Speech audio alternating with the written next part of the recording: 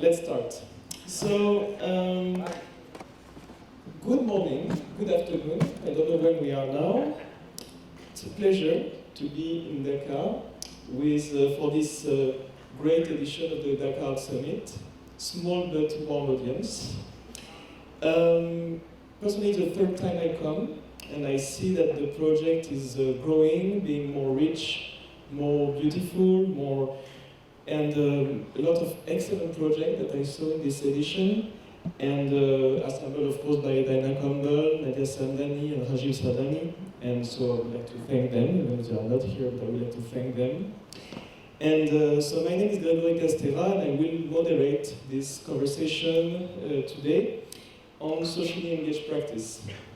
And I'm here as a member of a network called AFIELD that is presented. It's a network of social initiative, and it's presented in the last floor. It's in the exhibition called Purposeful. It's impossible for a French to say the title of this exhibition. Purposefully Good, and curated by Teresa Albor. And so I'm honored to share the floor with Dharmendra. Yeah, you're here because we never met. Okay. So Dharmendra Prasad from Anga Art Collective. Hello. Ghazaleh Avarzamani. Rizvi Hassan, who is there. Salma, Jamal, Mousum from Guidry Valley. And Shawon, Akand from Shilpakala. And so all of them have worked who are presented in the Dhaka Art Summit, and the panel is supposed to be 1 hour with Q&A. We'll see how long it goes, maybe shorter, I don't think longer. We won't compete with the previous one. And it's somehow a continuation of the previous talk. There are many overlapping themes with the discussion on education before.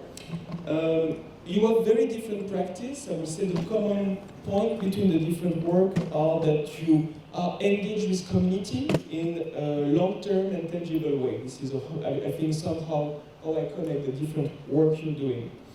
And before starting talking with each of you, I can very briefly talk to you about this network, AFIELD, that I'm supposed to represent today. So it's a network of socially engaged practice. It started in 2014, and so for about now 9 years, we have been assembling artists who take a step further afield. It's called AFIELD because they take a step further afield and they engage in socially engaged practice and do projects that I would say from a Western perspective is sometimes seen more as an NGO or something that is more like socially engaged practice work, and who try to work this gap that is, again, I insist that it's a bit like more the Western understanding of the division between art and social engaged practice, but anyway, there is this relation. And first of all, it was a fund, so meaning that there is financial support that is distributed to different participants of the network, and it's depends, every year there is 2 to 5 new members who receive the support, and the members are collectively invited by all the members of the network. So it's not like the funders who decide, but it's really everybody in the network who take the decision of the use of this fund. And slowly it became then a place for mutual learning, because we realized that even if participants live in South Africa or Colombia or Bangladesh, they sometimes share similar concern, and so they can learn from each other, from their local struggle. So these other parties, I would say the 2 pillars, I would say, of AFIELD. I think I have some stickers to give you, so I go to take some stickers. No, they're not here, but I will share them with you, so you have the little QR. It's here. Voila. So voila, you can take it, share it with others, and so now we can start. I will start with questions for each of you, individual questions, and then we can discuss more general topic that you all share. Maybe I will start with Salma. So you are one of the founder of the Gregory Foundation of Art, and you present a performance for the Dhaka Art Summit and a video that is quite well known because it was the introduction of the Dhaka Art Summit, this beautiful performance with children coming from two parts of Bangladesh, from the dry zone, from the wet part of Bangladesh, who have been collaborating together to make this performance. And we see also, so I need also to mention that your colleague, what's his name? Shadin, sorry for the pronunciation, is presenting installation on the second floor. So this installation with sculpture that looks like animal or gods, and two videos. Is also a member of Gregory, but it's not a work of Gregory. It's a side piece, exactly. And so you performed twice the video that we found, the work that is connected to this video that introduced the entire summit. It happened here, and I saw it yesterday. To make it very quick, the very brief description of the performance, there was a house in the center, and two groups of children coming from the two sides with two different clothes, dry and wet. This is how I understand it.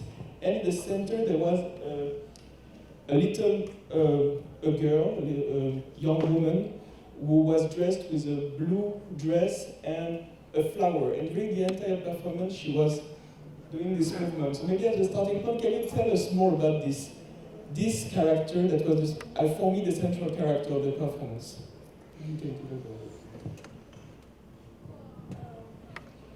Hi. Hello. So she's Titi, and she's actually representing freshwater because this performance is called Echoes, and it echoes the voices of children from two parts of Bangladesh, from the north and the south. And the northern, children from the northern part, it's a dry land. They live in a dry land. They depend on groundwater, while the children from the southern part, they are facing seawater rise, and there's water everywhere. There's rivers, ponds, or water all year long. So for this performance, the children visited each other's spaces, spent time in their villages with each other, and it's about water mostly, how their experience is connected to water in the current climate crisis that's happening. And it's a story that they have developed through these experiences and interactions. So Titi here is the embodiment of fresh water, which is a crisis for both the villages, because in the north the groundwater is depleting because of overuse, and in the south, because of saltwater rise, it's becoming saline every month, every year. So, and the flowers that you see are the national flowers of Bangladesh. It's water lily, Shapla in Bangla, and these are only found in fresh water. And they found this plant common because they have seen it everywhere. So, yeah. So, Titi is freshwater body who is representing the water that is required for survival for both of these groups of children. Thank you very much. I was very surprised when I saw the performance. We really felt the emotion when you see the smile in her face, and we really feel the emotion in the children during at the end and in the photo that they were taking and with the audience. So, can you tell us more a little bit about the way you engage the collaboration with these two groups of children? How you've been working with them? Because so our Giljibauli, our organization is based in the northern part, northwest part of Bangladesh, in a village where we have a kids group who is very active within the organization. They develop performance together. They have a very active pop group. For this performance, we engaged the group of children from Khulna, which is in the southern part of the country. So the process was basically up to them. We didn't have any kind of creative authority over them. So they developed the stories. They found what they wanted to work with. They found the theme. They had the idea of using mud, because the mud is different in the southern part and in the northern part, the character of the mud. So their clothes are white with mud from both their regions.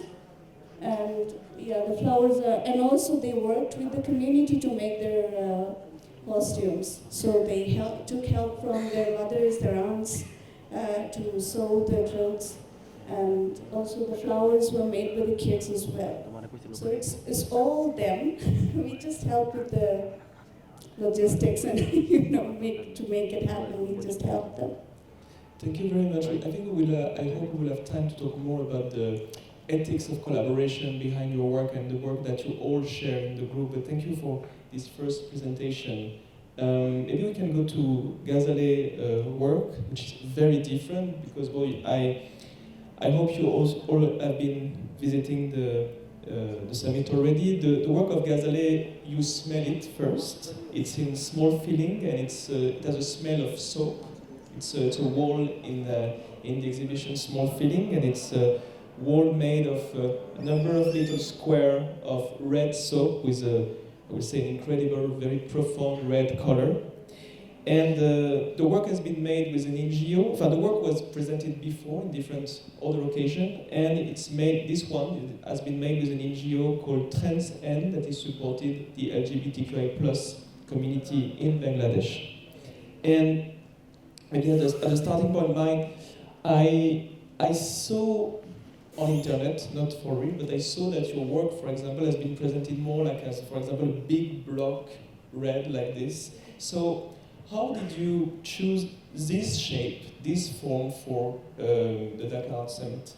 Yeah, so as you mentioned, I worked with soap previously. I had another exhibition back in Canada in 2019 that I worked with soap. And the reason I work with soap, this specific soap, is it's glycerin soap, so it's kind of react to the environment. So depending on which country, which weather, which season that we are installing the piece, the water evaporates, and then gradually, if you keep coming back to the exhibition, you see that the piece is becoming more translucent and more translucent.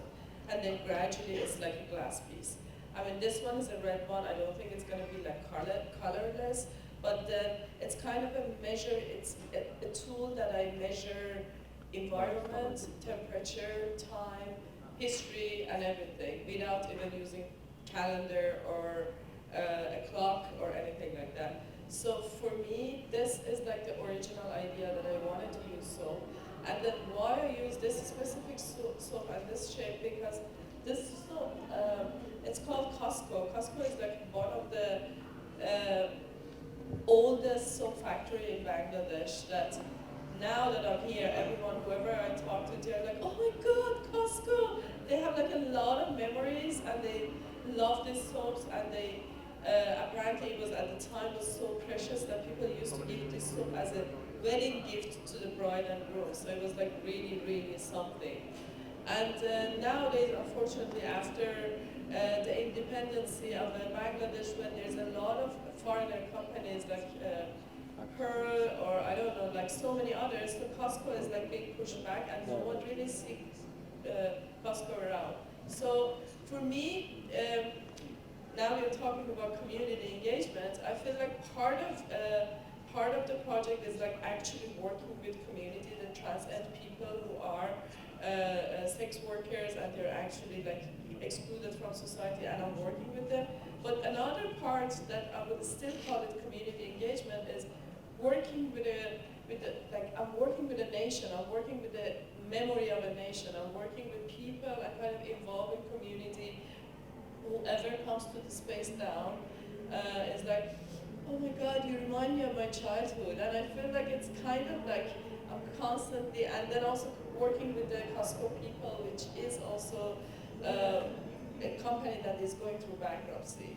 And now people again like remembering it, and like everyone is like, do you have extra pieces? They want to take some home. Yes, smell and music are triggers, feelings coming very, very back in childhood, and it's true that it's very strong. I guess I don't have this memory, but I'm sure that there is like very strong connection. And can you tell us more about the relation with the LGBTQI plus community? Why did you choose to work with them, and how did you engage? Because I was, by the time I started this project, I was in Canada, and we couldn't make the soaps in Canada and ship it. It was like extremely expensive and not doable, and I really wanted to work here, and I needed a team here. So we started the research, just Googling first, and then word of mouth, and then I ended up finding Transcend. And apparently Transcend works with different group of people, and one of these groups are sex workers and people that are not really welcome in this society. So I was like really excited conceptually. To be honest, it has nothing to do with my work. I never really kind of have that things in my practice before, but in terms of like collaborating and working with them, and also I feel like the concept of soap itself and how it's kind of like this wall that I have is kind of creating a boundary between past and present, inside and outside, and all that. I feel like kind of representing their position of these people that I work with. Yeah, it was like a really, really interesting collaboration working with these people. It's very interesting, and also it's so interesting to see that the question of the clean and the dirt is a common, I would say, it's really part of the language of many queer artists or artists who are dealing with queer and LGBTQI plus topics. So it's, I think it somehow sounds quite logical to engage with this type of question in your work. Maybe now we can go from the floor of small feelings to the second floor to talk about with Rizvi, totally different practice. Rizvi is an architect, so he understood that we need to make a round, so he moved from the chairs to the audience. He has this knowledge of architect, and you develop architecture for the Rohingya refugees, and we talked together. You also have a broader practice as an architect in doing many other things, including offices. And so in your show, so it's in the show The Enter the Sky, To Enter the Sky, curated by Sin Anderson. And so we see photo models, but also chairs and many other elements of the work you do with the Rohingya community. It's always very complicated to make an exhibition of architecture. I think you did it very well. It's super, very compelling.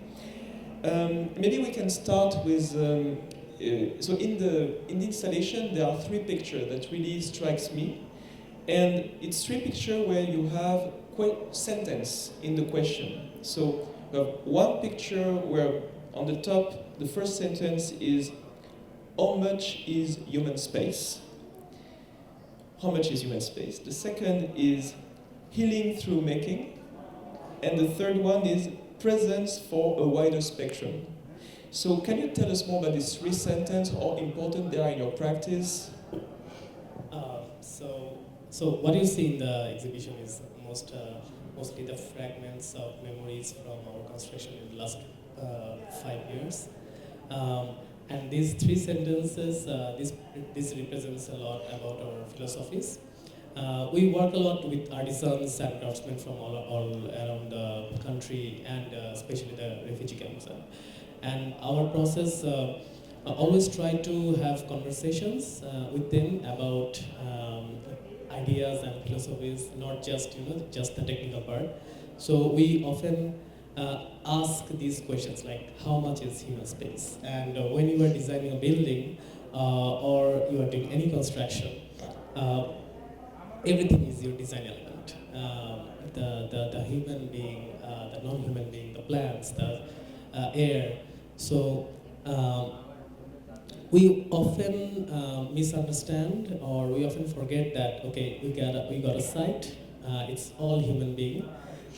So we try to ask the questions again that, okay, maybe it's not all human being, maybe there are some other elements in nature that you should also consider, and for the plants, for the gardens, and for the animals, how do you want to think about those? So that is one question we often ask. And healing through making, this project was done with the UN, IOM. They are also exhibiting in the summit.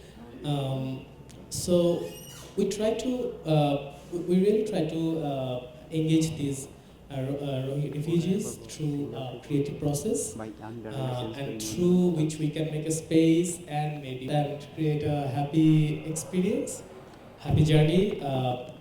And I think at the end of the process, everyone really expressed their emotions, and still they talk to us. They are connected through WhatsApp, and they sent all the elements that is being exhibited in here now. So you see Rohingya refugees made these small chairs, the big chairs, the doors and windows. These are all part of their memories during the construction. So what we try to do is, Dhaka Art Summit is an excuse, another excuse for them to do these art practices, like making a small window or a door or a chair, and to be a part of a bigger circle. And you see the space of the Rohingya Culture Memory Center inside, and you will see a lot of crafted work. The tiles, you can see the tiles exhibited, and we try to create a process where they can feel engaged, and they can really enjoy being in the camp. Like, the camp is very brutal, trust me. Being in the shelter is quite difficult. No electricity, no bed, no nothing, and people often come, they just interview them that, what do you need? You need rice and everything.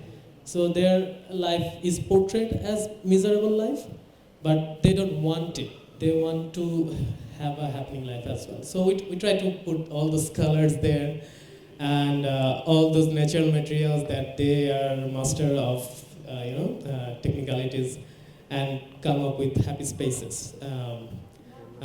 So it becomes a collaboration, and we also learn a lot from them. You see the Nipa wall that is being displayed now. We learned the technique from them. It was also practiced in Bangladesh long before, and it is lost. So we learned from them, and we brought it in Dhaka Art Summit, and many people are asking us, okay, what is this? What sort of leaf is this? And what is the technique? And now we are spreading this knowledge. So it's not just about just some artistic practice. It is also about indigenous knowledge and how we can really revive those, because those are really very effective techniques that we forgot about after the brick and cement came in.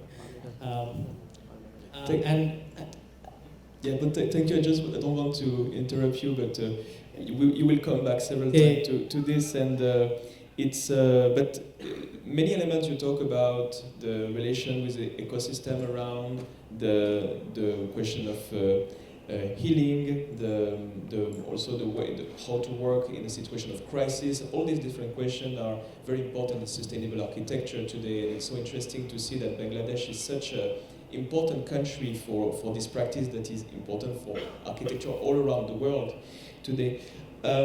Maybe before going back to your practice in the future question, I wanted to ask you about about your relation with the Rohingya community. How did you engage? Why do you work with them, and how do you engage with the community? I mean, after my graduation, I started working in unconventional fields, not in Dhaka, outside Dhaka, and I started asking the role of an architect.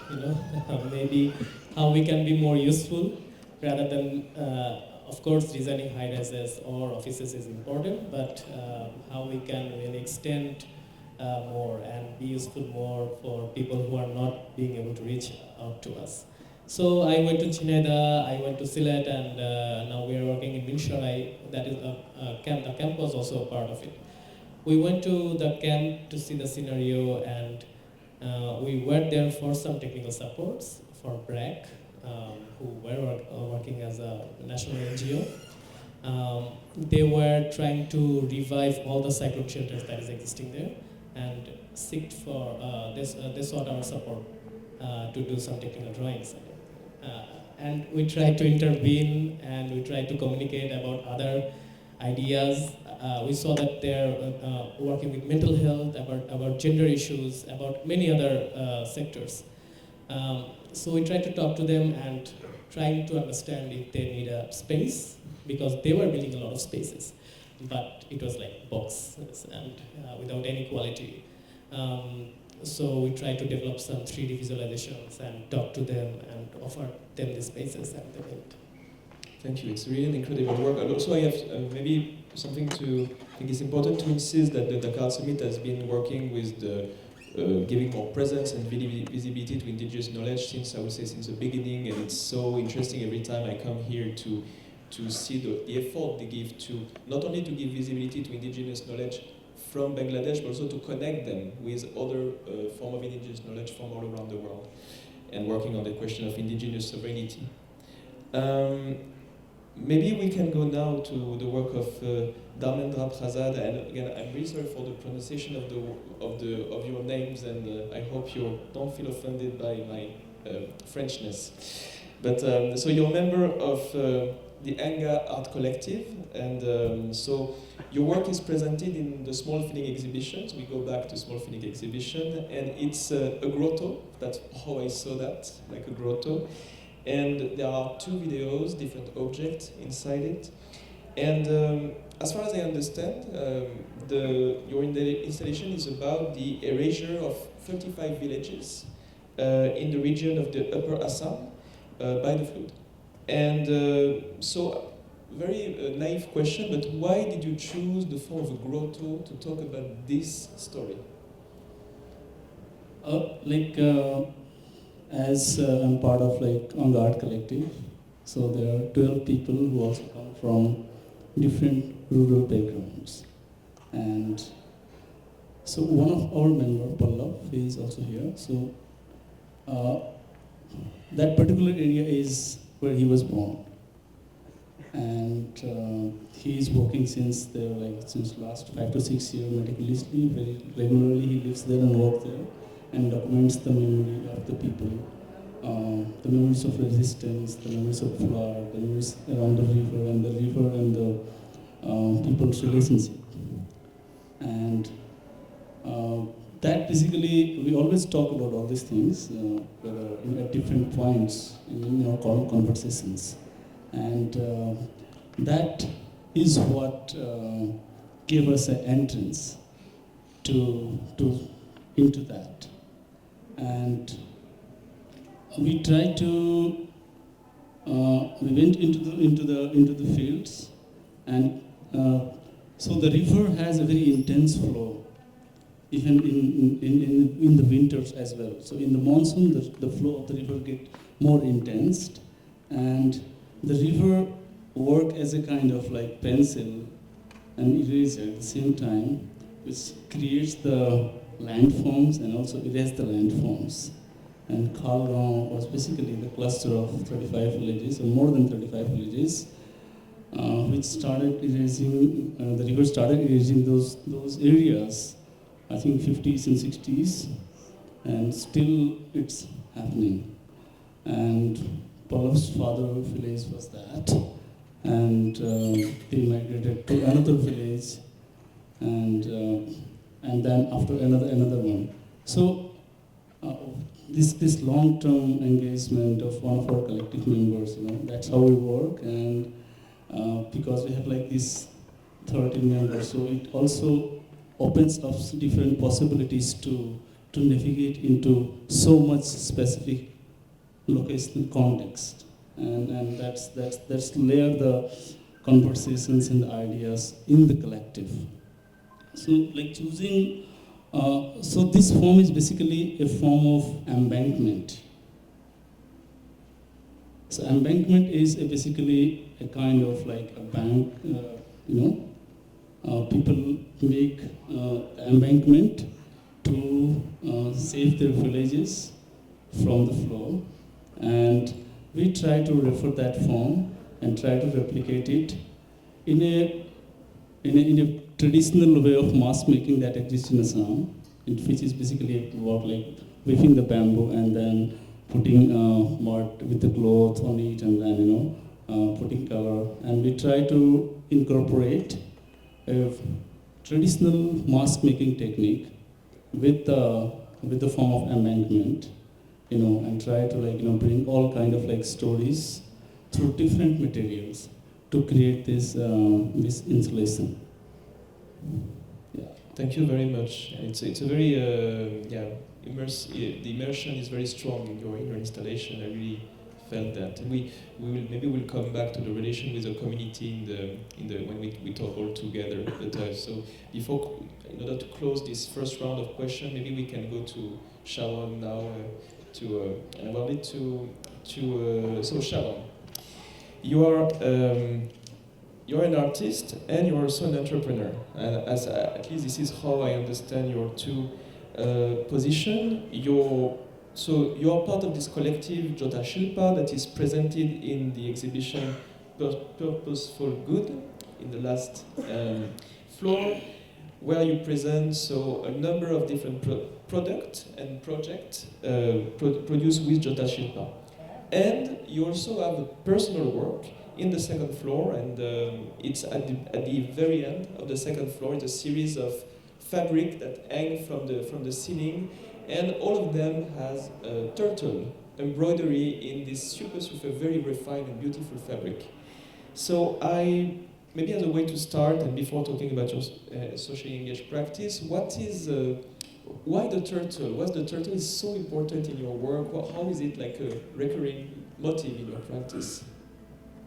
Well, I have started to draw painting turtles motifs back in 2015, actually.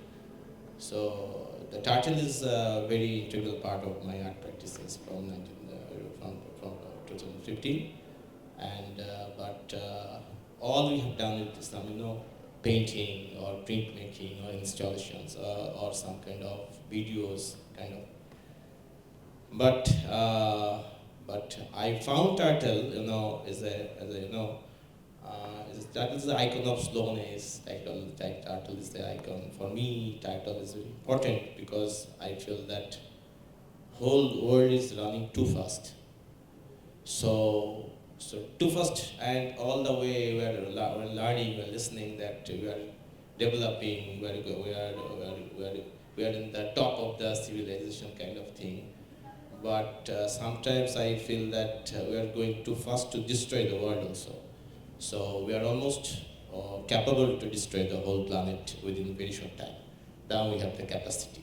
So this type of development happening all over the world, not in the Bangladesh, I'm talking about all over the world. So I think it's better to rethink about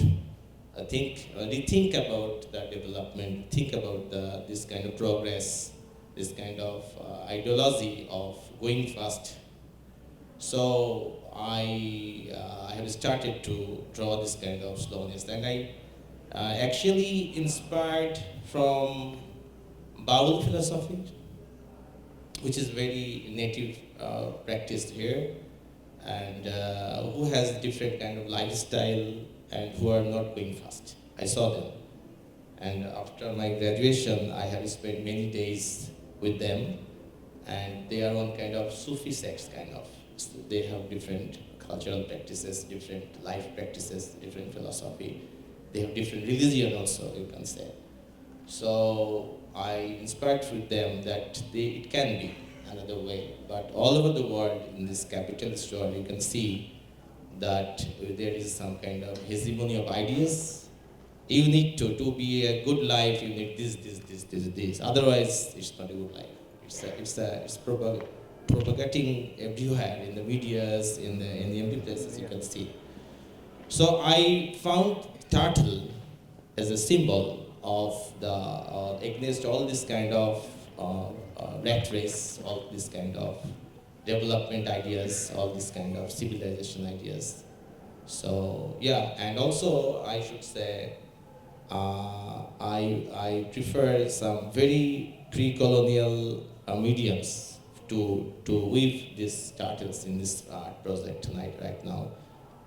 For example, I use the hand-woven Jamdani techniques, which is part of muslin, one kind of muslin. It's a very ancient kind of, and hand embroidery kind of, which is very ancient in our country. And yeah, that could be the answer for you.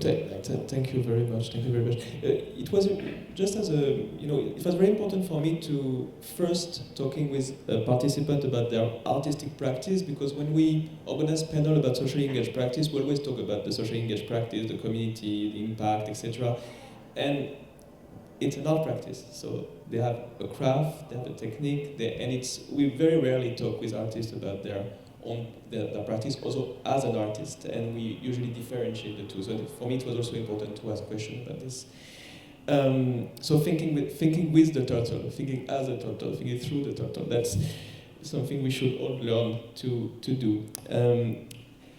In the entrance of the last floor, Purposefully Good, there is a text written by the curator Teresa Albor that I found very interesting to understand this notion of social enterprise that is very different from what we understand, for example, coming here from France.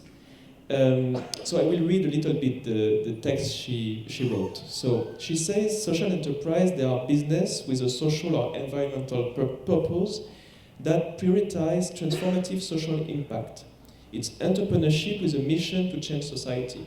And then she says, which I find super interesting, socially engaged practice can involve social enterprise, and socially enterprise can be considered process-based, socially engaged art. So she says it can be an art.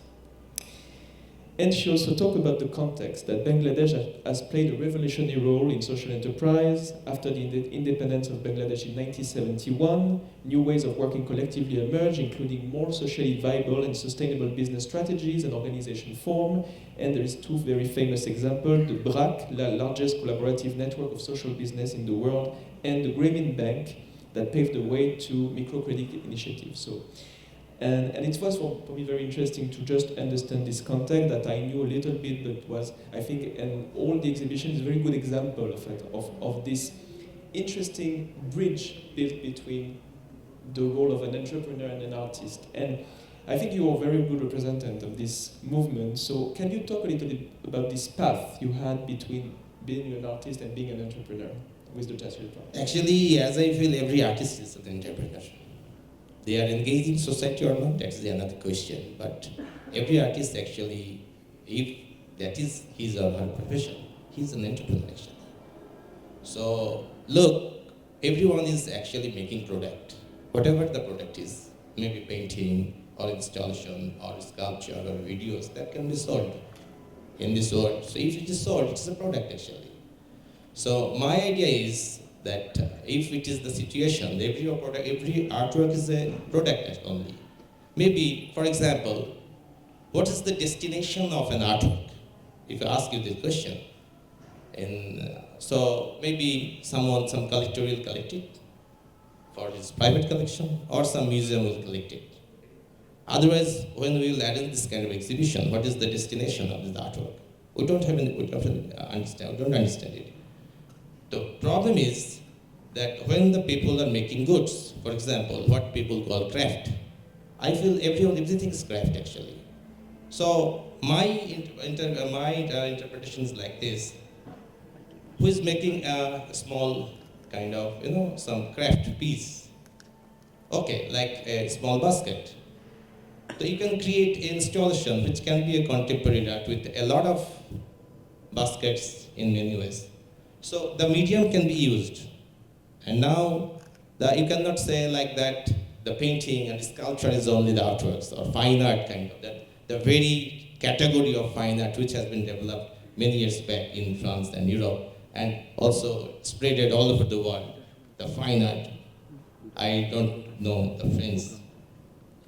But the problem is that when I have studied in Art Institute in Dhaka University in 1990s, so I heard that, okay, you need to do artwork only, don't need to take anything about marketing or promotion or anything. Someone will come and buy your product one day. So that is what we learned from our university, and that is definitely that Dhaka University is one kind of, there is a colonial legacy still running on. So I left the university and more than 20 years back and started some kind of researching. What is our pre-colonial art? What is our pre-colonial knowledge? What is our pre-colonial practices? So I saw that all the artists were very much engaged with market system, local market system. Like there is a system between the heart, it's that kind of village bazaar happened in 1 week, one day in a week or something like that. So there is a different kind of distribution process, not like that you will organize an exhibition in a gallery and some elites will come and buy your painting, not like that. It was some completely different. So my whole idea is actually came from this, all the experience what I have learned from this, from last 20 years, or maybe I should say from 2001 to 2015, this time period was very important for me because I spent many days to research on folk art, especially different kind of folk arts like textile, metallurgy, or craft, or any kind of craft. So I found that okay, I'm getting recognition as a researcher. The elite people and some educated people said, Shawon has become a researcher. But I didn't do anything for them. That is not very good help for them. So I thought that I need to start something for them, which will be really helpful for them. And I have started Jatha Shilpo in 2016 to do something for them, not for me only. I was okay. I had a curatorial job in the gallery. I had many other issues. I can live my life with this thing. But I have started Jatha Shilpo to do something for my craftsmen. And I have two major intentions from the very beginning. One thing, we need to create products because we need to create products for the urban people. Because the market system has changed. The urban people, they have their own taste. But the rural people, who are the artisans, they don't know what is their taste. And the buyers who are living in the urban areas, they don't know who are the producers. So there is a gap between this market and production system. So we have tried to create some bridge between the rurals, the grassroots, and the urban market, taste, and the artisans and the buyers. And at the same time, we have tried to do something for as they can get recognition as an artist also. For example, last edition of the Art Summit, we have created a large-scale cinema painting, the traditional cinema painters. And that is the first time in the history he recognized as an artist in this kind of big platform, in the last edition. And also in this edition, in my work, you can see in the credit line, I also said who are the weaver, who are the hand embroidery artists, who are the bamboo artists. I considered them as an artist.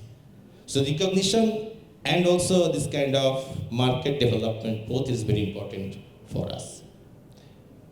Thank you very much for describing Jatha Shilpa, and it's so interesting to see how craft is knocking at the door of this very old category of fine art, beaux-arts. It's super, the rest is ugly, it's not beautiful, It's a very strange definition, but it's so interesting how this moment, because craft, there has always been the craft within fine arts. People have developed their own craft, but it's interesting where all the type of craft that were not considered as fine art are knocking at the door, suddenly reshape totally all of this hierarchy, and also the way people feel included within this story and recognized as art. Maybe we can have more now that we finish this first round of introduction to each of you. I have different questions for you, and I have the first question that is very direct, a bit like it's about numbers.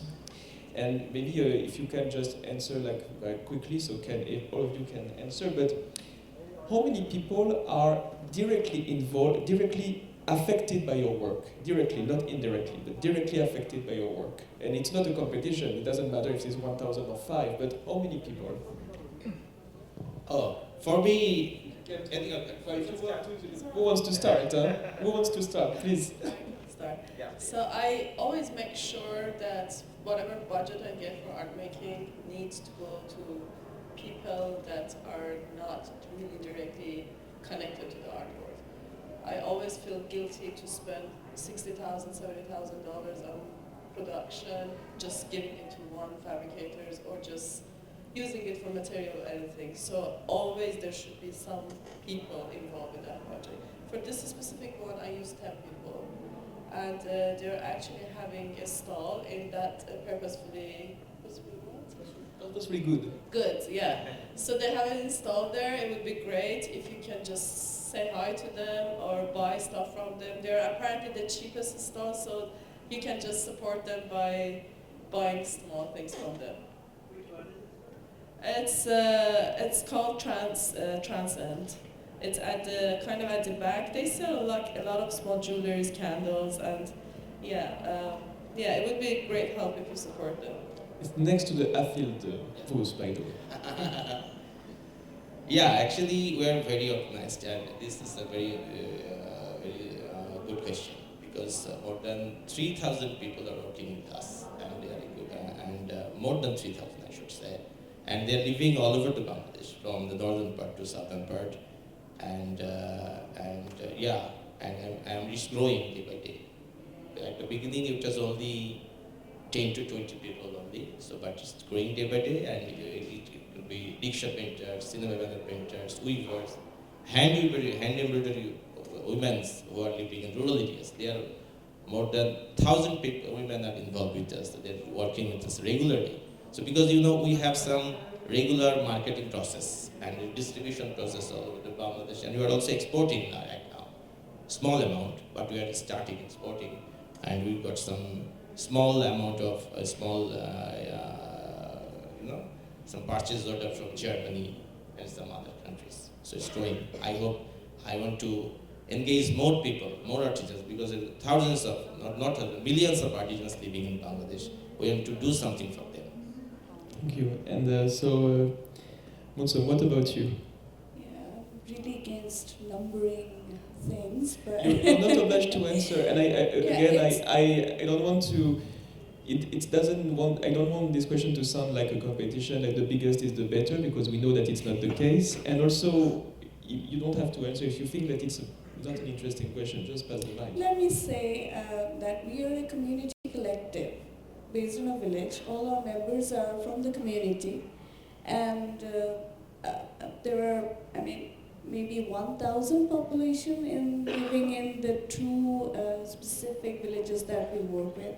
We have artisans, we have farmers, we have children, and whatever fees or whatever money that we get, we share between us. It goes into supporting the children's education, the people in need, or any crisis that we face. So it's a collective which is very shared. We don't, everyone is affected. Everyone is directly involved, and shares everything together. Thank you. Yeah, for us, whenever we approach for certain kind of insertion, our methods are we don't see through this whole notion of developmentalist framework, and so these 13 people going and engaging, or vice versa, in a certain context, and the energies are basically flowing from both sides. And so whenever we are initiating some kind of pedagogical process, that means we are going there and we are trying to engage, and the same energy also is coming from, or more energies, more different kind of energies, and the energies that we cannot imagine, and that really changes us, and that is where the no comes when we talk about no school. So the field is basically a combination of pre-studio and post-studio, where the discipline always talks about the character of the studio. And the field is also the combination of pre-discipline and post-discipline. And discipline is in which the knowledge is power, and in pre-discipline, the knowledge is living. In post-discipline, the knowledge is empathy. So that's how we are working, and I think as Mousum mentioned, like the effect, this power of who is affected and how is affected is I think it's all around. Yeah, thank you. Very interesting. It's a very, I've been involved also in many socially engaged projects, and I've been struggling a lot with this question, because it's a question that, for example, funders ask you always this question: how many people? What is the impact? And it's so complicated to properly answer this question and to be able to say, oh yes, actually 200, and I've been transforming their life in this way, and this is of course not possible. And at the same time, I think when we talk about number, we talk also about scale, and we understand what is the scale. And it doesn't mean that the scale is, when it's big, it's more interesting. Sometimes, working with 10 person in a very specific way, long term, is also very interesting. But we just we figure out a bit better the ecology, the ecosystem we are building around the work. So speaking about ecosystem and infrastructure, what is your ecosystem? How many people? So for us, it depends on the scale of the project, of course, and we don't know because many people are using the structures, and you cannot keep count. But I think there can be some strategies to make it more effective. Like when we were building in the first few buildings, we were not pretty unsure how to really make it a successful one, because we're building one structure, and then the users are not very excited about it, and they don't come, and that sort of thing.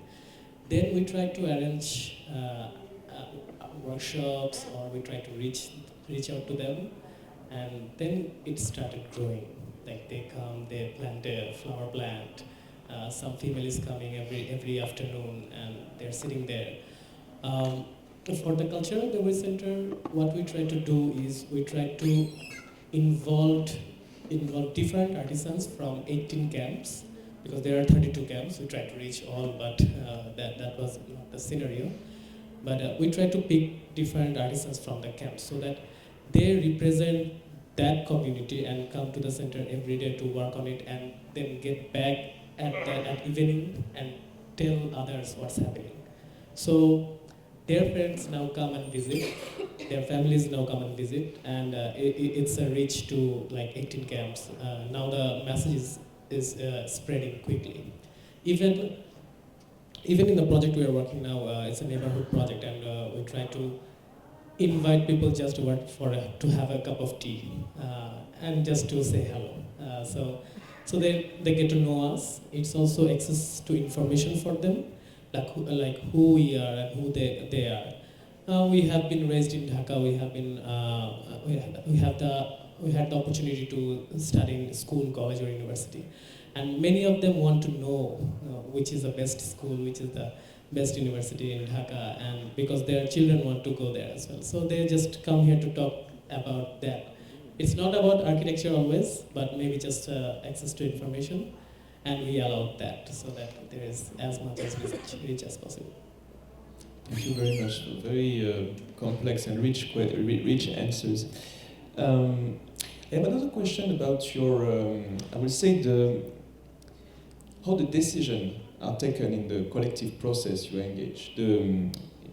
For example, do you have a final cut as an artist, and you say, okay, now you did your part as participant, and now I give the form to the work, and this is my work as an artist to give this final shape. Or do, for example, can member of the community you're working with give feedback to you after the work is produced to say, okay, look, I feel offended by this, I'm not okay with your work, or I would suggest that you change the work in this way, or do you think it's interesting? Do you, how do you think about this relation between being the artist, the author, the name that you are, that is here now in the talking on the name of the project, and this broader ecosystem that is involved in the making. Yeah, please start. I always think the most important part of being an artist is that moment that you call it, okay, this is done, this is finished, this is an artwork. Even if you're a painting or if you're making sculpture, you just need to say it's done. And then when you work with a group of people, then it makes it even more difficult because it's like a dialogue back and forth, and they keep changing and they keep doing stuff and adding. And I really like that conversation because they always like come with, as you said, they come with like suggestions. They're like, no, this is not possible, or no, we cannot do it. Or they just don't even talk to you. They just decide on their own and they just go ahead with their intuitions. And that's really interesting. Like I asked them to make it blue, and then you come back and then you see that, oh, they're just like, they picked a blue that is almost red, or it's like too purplish, you know what I mean? So it's like interesting, but you need to be open to it. As an artist, I feel like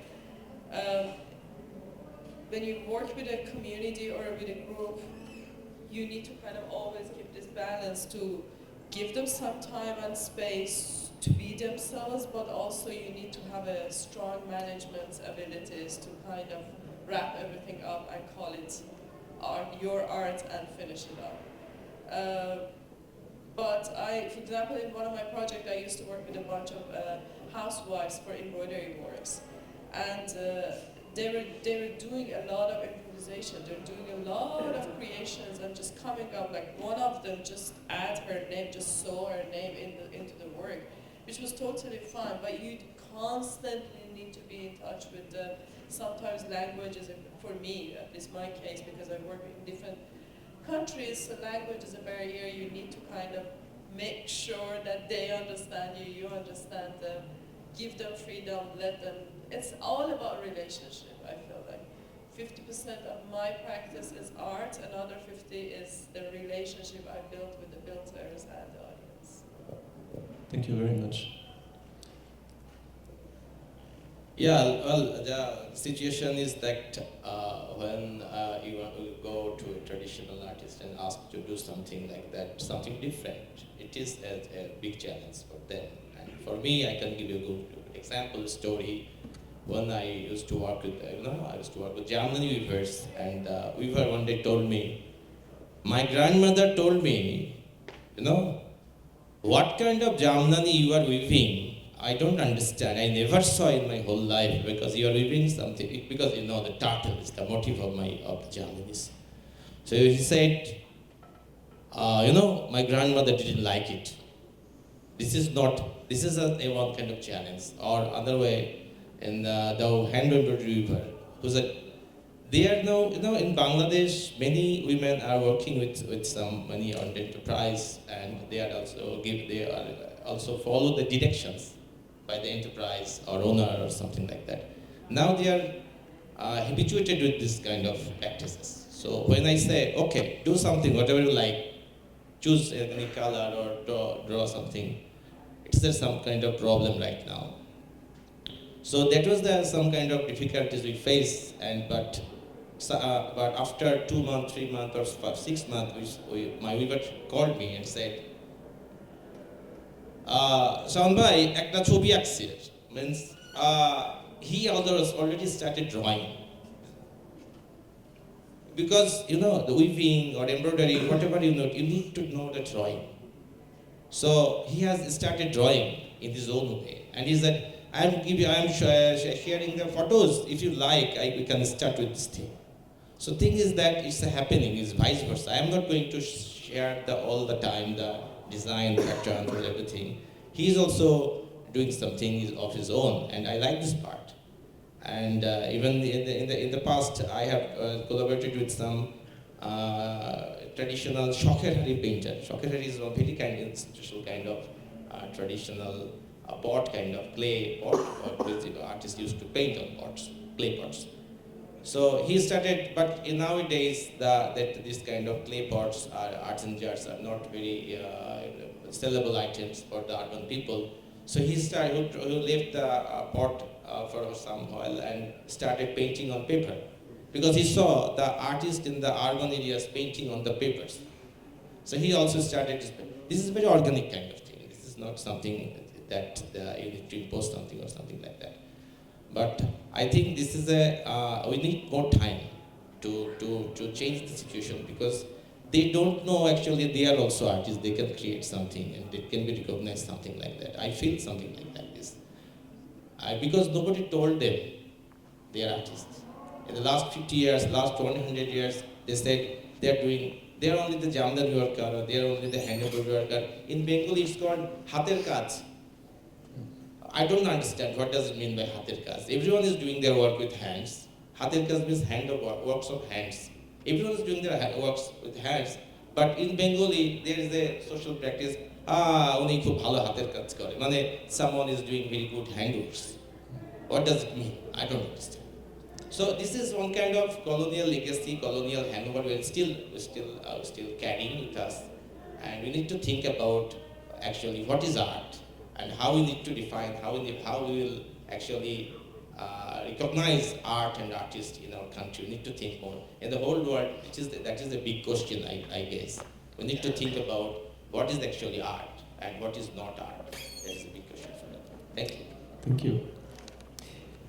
I remember you were telling me about like how it was very interesting to listen to you talking about the process and the level of horizontality in the process. This is something I was very curious. So I'm very curious to hear about your answer on this question of collaboration.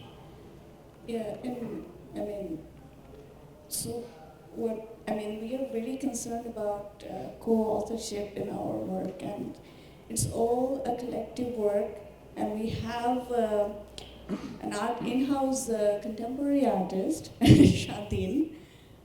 So his work informs the community and the community's history, and it's all blended together. So when Shadin is working, he sometimes comes up with his own concept and engages the whole community to create this work, but he kind of has the last say, like, this is what I want. So there we don't claim any kind of creative agency. But when it's a work of collective concept, so where not everyone, but a lot of people together have inputs in it, design inputs, conceptual inputs, experience sharing. There we have Ghazaleh's collective authorship. Like, sometimes it's only Ghazaleh where, people, like the performance here. It's all the children's imagination. We just help with, sometimes, we do our part and they do their part. It's together. We don't try to impose, they don't try to impose on it. And also, everything that is created, it's shown in the village first. So it's an exhibition in the village at first, where people come and visit and have their feedback, and it's an interactive process of working. But you must have hundreds of assemblies and moments of collective decision, no? Yeah, there are arguments of no, this is not good, this is good. So it's just a process. You just decide some way to decide. Okay, this is what we're doing. So it's a collective decision making. Yeah. For me, this is the most difficult part when you work collectively. It is difficult. To be able to decide together what is possible, especially when you have like a group like yours with like 40 or 50 children. I guess some of them maybe don't show up every day, so it's it is, and it's just children have this ability to choose a leader, so they kind of they have a leader called Shumi, so it's her decision all the time. But she is very considerate of others' opinions, so we leave it to them. So she's a representative. Yeah, she is the voice of the group. So Interesting. That's a good way to work with groups. Huh? Yeah, sometimes. What about you? Yeah, like in the process of making exercises to practice in law school, uh, we feel we always like here we always feel this power of place is more important than the power of our experience and the power of our intelligence, and we see the first collaboration on that level, not only human to human but also beyond that. And so we go and we try to also minutely observe the different materials guided by the people, local people, and so it's basically like it's a kind of triangle.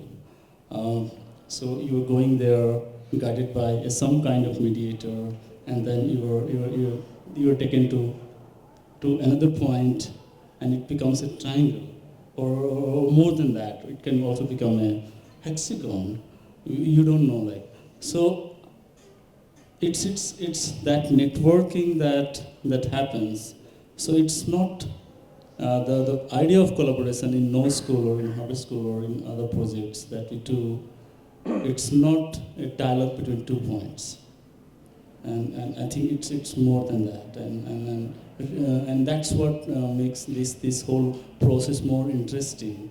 Because when we talk about collaboration, we always talk about like human-centric things, and therefore this relationship also becomes very important. That how a season affects us, how a cloud basically, affecting our skill and changing the landscape and everything, and in that particular context we are there. So there is no point of choosing as an artist. You are already there, like other beings, and you are part of that. You are connected. So it's we see this whole process of Noah School and other projects in that particular way. So like also like talking about this work, we worked with like people with different skills. Who can work with the bamboo, who can work with wood, and who can work with like electricity and everything. And in this work, the central energy was the energy of our body, the physical level.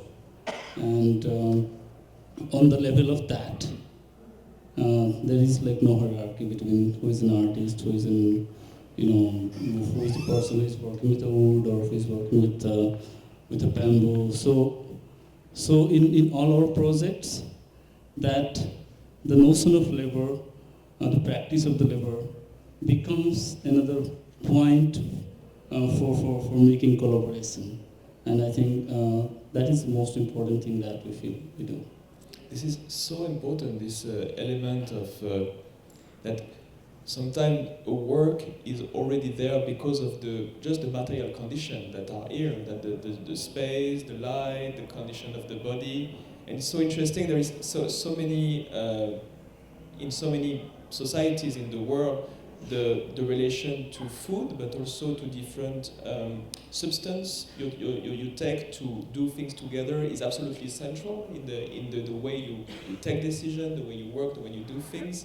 And it's true that we don't pay so much attention to that, and sometimes we focus so much on more like the techniques of how the organization, the decisions are taken. And so yes, this is so important, this relation to the body, the air we breathe together, and all these elements. So thank you for sharing this. And so now the question to the architect. As an architect, what is the moment of decision? Do you have this question of the final cut and the question of the place of the participant to the making of your architecture? Yeah, I mean,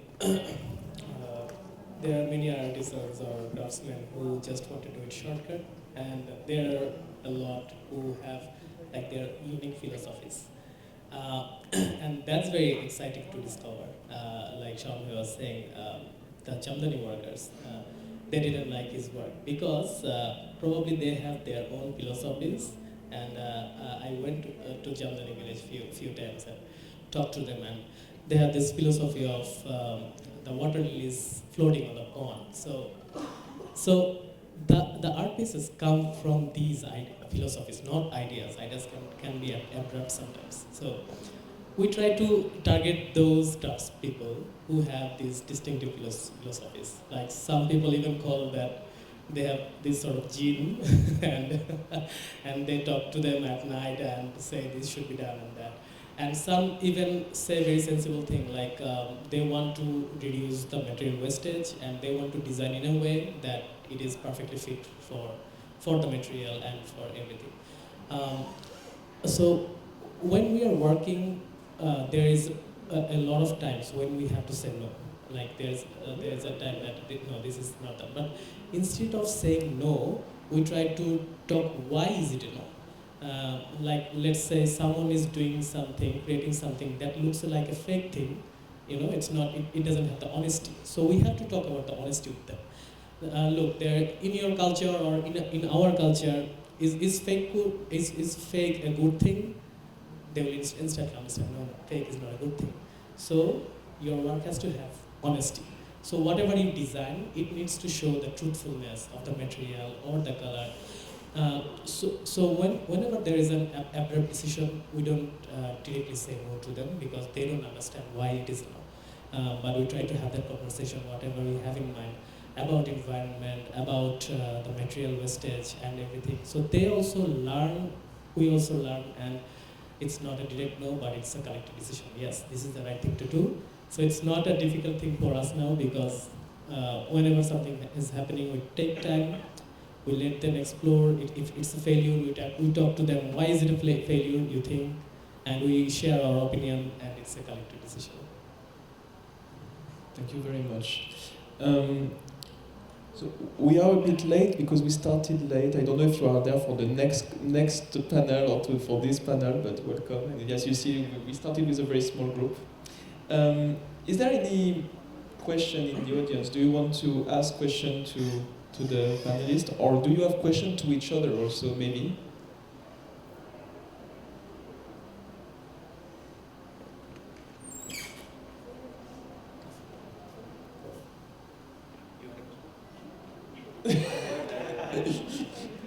You're just raising your hand, not asking a question. There's a question there. Yes. Hi. I'm curious to know about your process of the installation and the making of the process with the transgender people. So if you describe a little lines of how you install the work and doing the work, the process of your work with the people. So we were experimenting. I'm a soap maker, and we had to actually do a lot of try and error. And transient people also, they don't know much about soap making, so we had to do a lot. We also had to consider the budget. We had to do a lot of tests because we wanted this soap to be transparent and evaporates water. So there was a lot, like maybe 4 months of like trying, making soaps and failing. And then finally we got into this ingredients that it was kind of successful. But again, we had issues with installing, and I heard when I was still not in Dhaka that the crowd, like, it's incredible crowds. It's nothing similar to any other exhibitions that I've been to. So it's like really, really busy opening. So I had to also consider health and safeties. And also the soaps are kind of shrinking throughout the time, so they shouldn't fall off or all that. So there was like a lot of engineering and calculations to make sure that they stand still for these 10 days, and the thickness. And then gradually when we kind of agreed on what exactly we were doing, we decided to, we came up with this idea of the structure. Originally we wanted to kind of stack soaps, so build a wall out of soap. But then we agreed on this structure, and then that's where the Dhaka Summit team came in picture, and then we started kind of collaborating.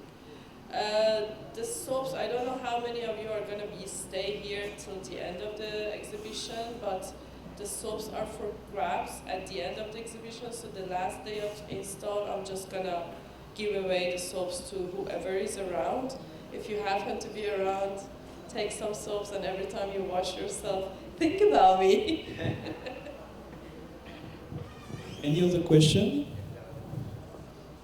I remember, yeah, you bring it there. Hello, sir, architect sir, I have a question actually. That is, in other areas, refugees and the Rohingya refugees, there's a difference. That Rohingyas people have no educational right, no any civilian rights from their government.